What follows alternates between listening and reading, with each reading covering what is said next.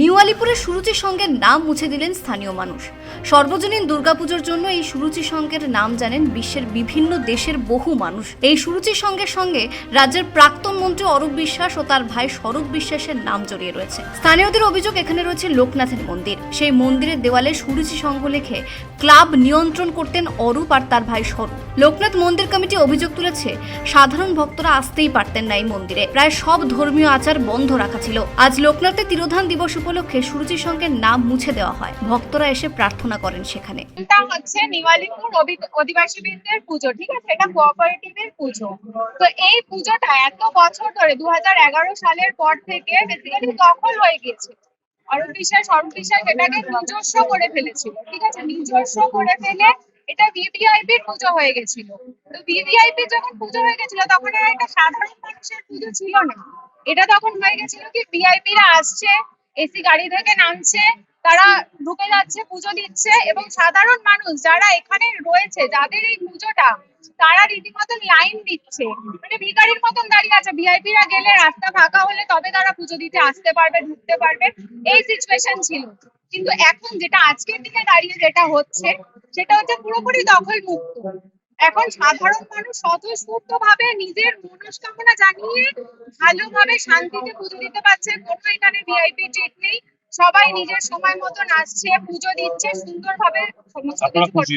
ভীষণ খুশি। মন্দিরের ইতিহাসটা হচ্ছে, এই পেছনে যে বাড়িটার মধ্যে মন্দিরটা আছে, এটা হচ্ছে পুলিশের কোয়ার্টার। এখানে পুলিশদেরই লোক থাকে।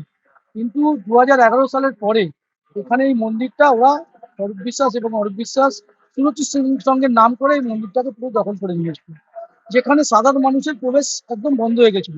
এই পুজোর দিনে, বাবা লোকনাথের তিরোধান দিবসের দিনে, এখানে কেউ সাধারণ মানুষ ঢুকতে পারতো না। এখানে রাস্তা দুদিক দিয়ে বন্ধ করে দিত। ভিআইপিরা আসতেন, তাদের জন্য একরকম খাবার, মানে প্রসাদ, আর সাধারণ মানুষের জন্য একরকম প্রসাদ। সাধারণ মানুষ যারা, তারা রাস্তায় বসে কোনো রকমের প্রসাদ পেলে, না পেলে মন্দিরে তো ঢোকার কোনো অনুমতি ছিল না। কিন্তু বিজেপি সরকার আসার পরে আমরা নিউ আলিপুরের মানুষরা, সাধারণ মানুষরা ঠিক করি যে যা চলছিল সেটা চলতে দেওয়া যাবে না। ভগবান সবার, পুজো করার অধিকার সবার আছে। সেহেতু আমরা এবার পুজোটা সবাই মিলে করব। কোনো সুরুচি সংঘের নামে পুজো হবে না, সুরুচি সংঘের লোকের পুজো হবে না। পুজো হবে সাধারণ মানুষের, নিউ আলিপুর অধিবাসী বৃন্দর পুজো হবে। আপনারা দেখছেন এখানে দেওয়ালে একটা নাম লিখেছিল সুরুচি সংঘে।